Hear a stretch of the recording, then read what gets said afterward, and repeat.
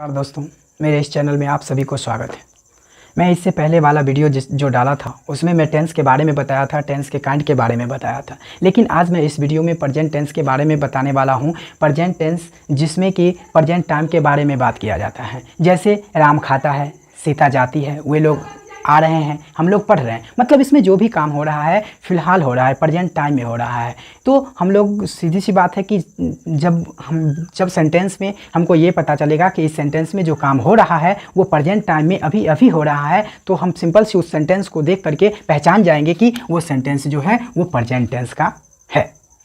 अब हम लोग प्रेजेंट टेंस का जो है काइंड पढ़ेंगे, प्रेजेंट टेंस का काइंड पढ़ेंगे। प्रेजेंट टेंस को जो है वो 4 भागों में बांटा गया है। प्रेजेंट टेंस को कितने भागों में बांटा गया है? 4 भागों में। पहला है simple present tense, simple present tense.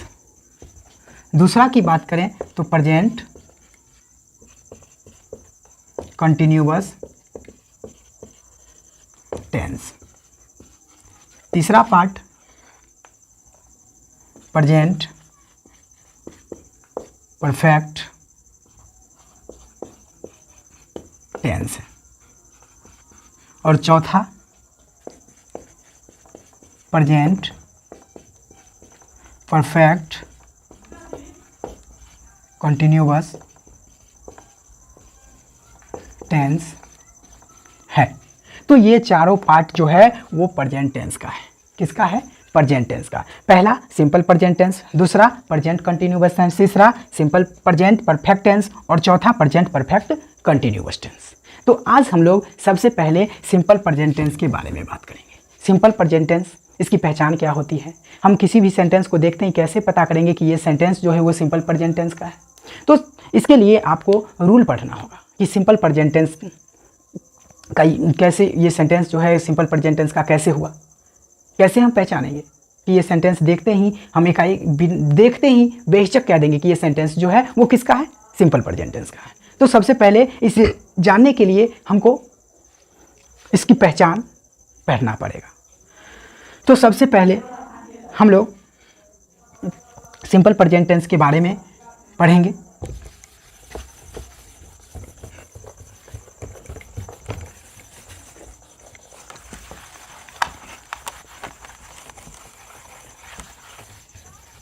Simple present tense के बारे में पढ़ेंगे।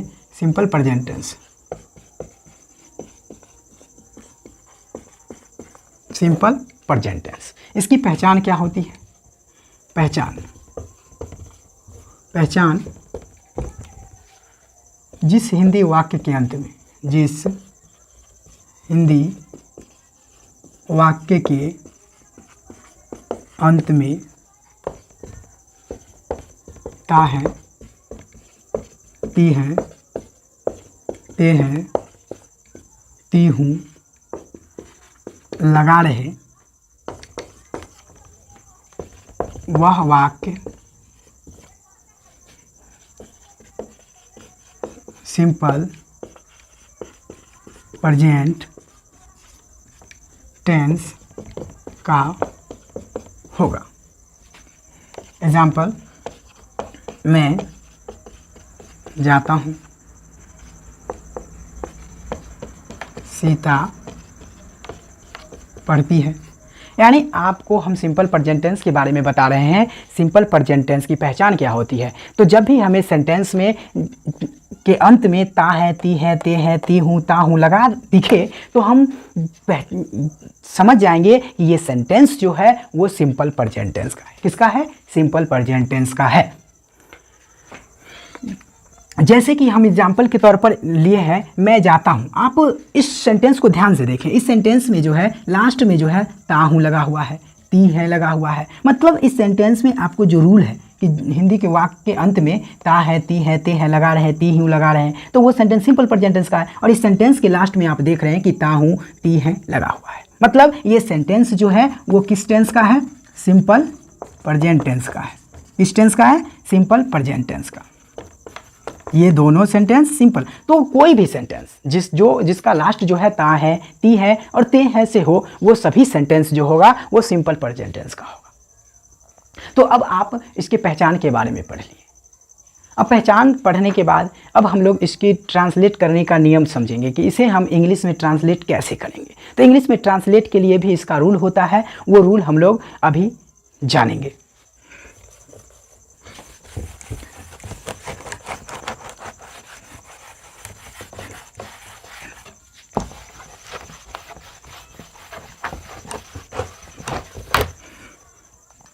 इसका रूल नंबर 1, रूल नंबर 1 कहता है कि ही, सी, इट या नेम तथा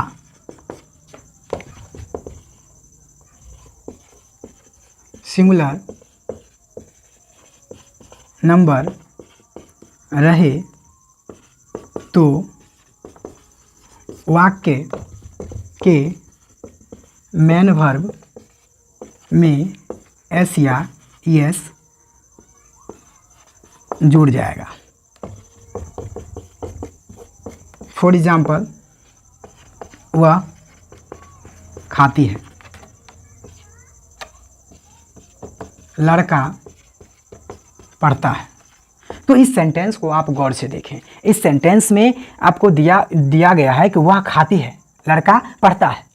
अब इसमें जो इसका जो ट्रांसलेट हम लोग करेंगे तो कैसे करेंगे? तो आपका रूल नंबर 1 जो है ही, सी, इट या नेम तथा सिंगुलर नंबर तो समझते हैं, जिस एक वचन यानी जिसमें किसी व्यक्ति या किसी वस्तु को एक होने का बोध होता है, उसे हम सिंगुलर नंबर कहते हैं। जैसे कि लड़का हो गया, लड़की हो गया, बिल्ली हो गया, है ना। तो ये सब क्या है? ये सब सिंगुलर नंबर है। तो सिंगुलर नंबर जैसे यहाँ पे लड़का बोले तो सिंगुलर नंबर रहेगा, तो सिंगुलर नंबर रहेगा तो सेंटेंस के मेन वर्ब में एस या एस लग जाएगा। जैसे लड़का पढ़ता है तो लड़का का क्या हो जाएगा? बॉय। और पढ़ना मेन वर्ब क्या होता है? पढ़ना का मेन वर्ब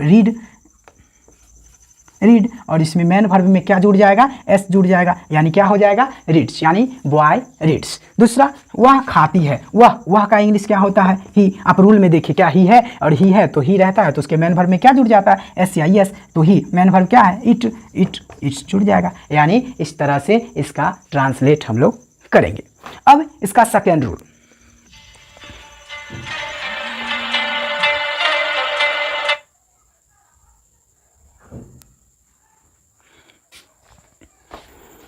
अब हम लोग सेकेंड रूल के बारे में बात करेंगे।